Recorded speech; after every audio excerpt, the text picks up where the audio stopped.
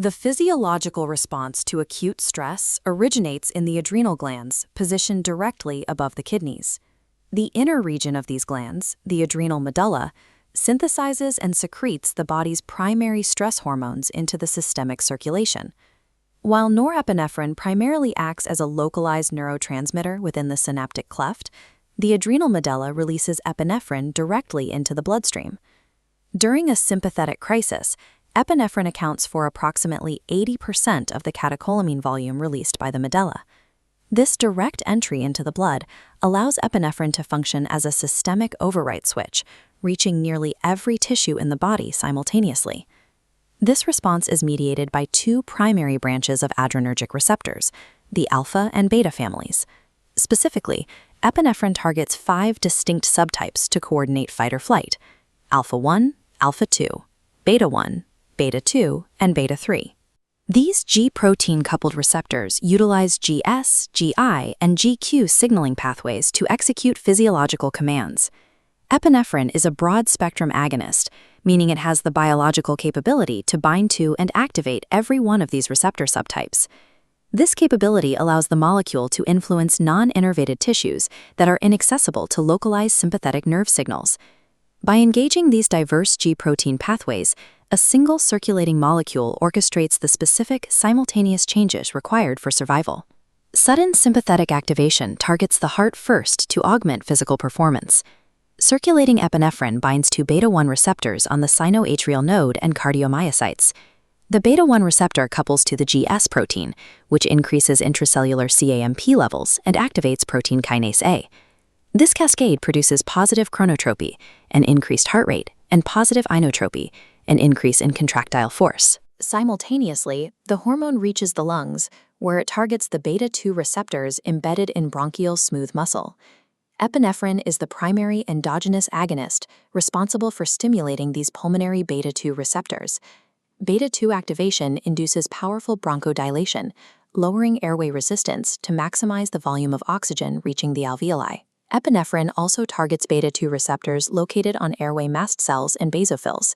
Stimulation here stabilizes these cells, preventing the release of inflammatory mediators like histamine that would otherwise constrict the airway. Together, these beta-1 and beta-2 mechanisms maximize the body's aerobic capacity while protecting the airway against failure during physical stress. Routing this blood effectively requires epinephrine to produce a physiological paradox. It must simultaneously constrict and dilate different vascular beds. The vascular outcome is determined by dose-dependent receptor affinity, as seen in these peripheral resistance trends. Because beta-2 receptors have a higher affinity for epinephrine than alpha-1 receptors, the response changes as concentrations rise. At low physiological doses, epinephrine triggers beta-2-mediated vasodilation in the arterioles supplying the liver and skeletal muscle. This initial vasodilation lowers total peripheral resistance, ensuring that active muscle tissues are highly perfused. However, as epinephrine levels spike, the lower affinity alpha-1 and alpha-2 receptors become the dominant influence on vascular tone. GQ-coupled alpha-1 activation causes intense vasoconstriction in the skin, mucous membranes, and viscera. This peripheral constriction minimizes core heat loss and limits potential blood loss from surface injuries. This effect is reinforced by extrajunctional alpha-2 receptors located on vascular smooth muscle. Because these receptors are situated away from sympathetic nerve endings, they are primarily accessible to circulating epinephrine from the adrenal gland.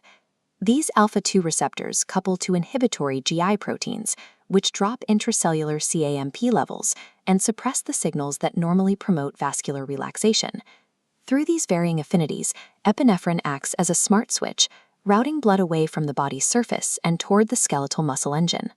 Maintaining this physical state requires a massive mobilization of energy reserves.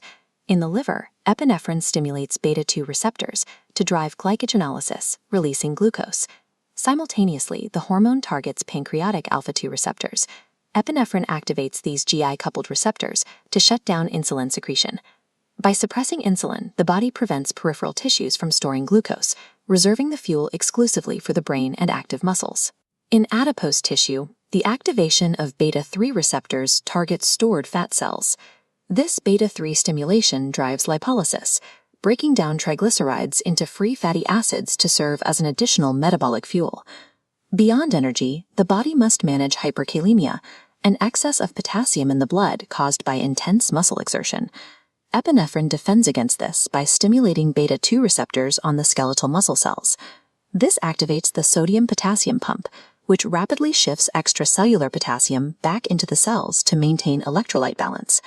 Epinephrine functions as a metabolic architect, providing the necessary fuel for survival while shielding the body's internal homeostasis. Clinical descriptions of epinephrine frequently focus on its role as a cardiac stimulant and vasopressor. The molecule acts as a systemic override, altering multiple organs through a single release. It uses high-affinity beta receptors to open airways and fuel muscles, while engaging low-affinity alpha receptors to triage blood flow. Accessing extrajunctional alpha-2 receptors demonstrates how the adrenal response differs from localized nerve activity. The biological design is highly efficient. The body does not require a complex cocktail of hormones to trigger a survival state. A single circulating molecule, exploiting the varying affinities and G-protein pathways of the adrenergic receptors, is enough to reconfigure human physiology for survival.